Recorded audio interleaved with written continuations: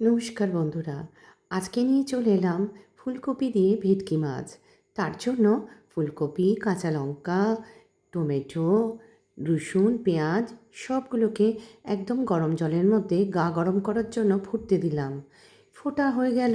ফোটার পর এবার কড়ার মাছ ভাজলাম। মাছগুলো ছিটকে ছিটকে ফেটে ভালো করে বেশ ভাজা ভাজা হলো। এইবার ওই তেলের মধ্যেই দিয়ে দিলাম একটু জিরে ফোড়ন দিয়ে, আর দিয়ে দিলাম ওই যে মশলা বাটা। এবার তো আমাকে মাছের গায়ে রং ধরাতে হবে, তাই রঙের রূপে গন্ধে যাতে হয় তার জন্য মশলাগুলোর মধ্যে দিয়ে দিলাম একে একে হলুদ, লঙ্কা গুঁড়ো, আর দিলাম কাশ্মীরি লঙ্কা গুঁড়ো একটু, যাতে একটু ঝাল ঝালও হয়, আর তার মধ্যে জিরে, স্বাদেও একটুখানি বেশ ভালো লাগে খেতে। আর যদি মনে করো কেউ একটু মিষ্টি দেবে দিতে পারো।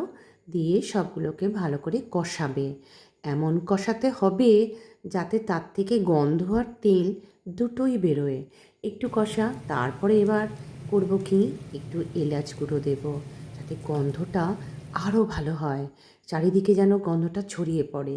এইবার দিয়ে দিলাম নুন। এবার জল ঢেলে সাঁতার কাটতে দিলাম। কী কী সাঁতার কাটতে দিলাম? দিলাম ফুলকপি, ক্যাপসিকাম, মাছ সবাই মিলে একে অপরের সাথে সাঁতার কাটলো। কেমন লাগলো রেসিপিটা জানিও কিন্তু তোমরা।